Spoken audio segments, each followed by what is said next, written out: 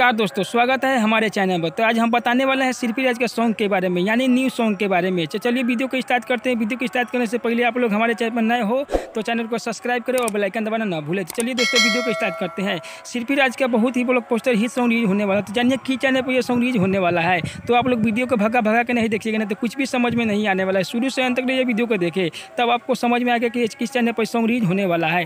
तो चलिए वीडियो को स्टार्ट करते हैं। दोस्तों एल्बम का नाम है लंबा लंबा दरिया। एल्बम का नाम है लंबा लंबा दरिया। तो सिरफिराज के बहुत ही ब्लॉकबस्टर हिट सॉन्ग रिलीज होने वाला है। इसे लिखे हुए हैं राइटर बॉबी दुबे। इसे गाए हुए हैं सिरफिराज। इसे गाए हुए हैं सिंगर सिरफिराज। तो इस म्यूजिक दिए हुए हैं आर्य शर्मा।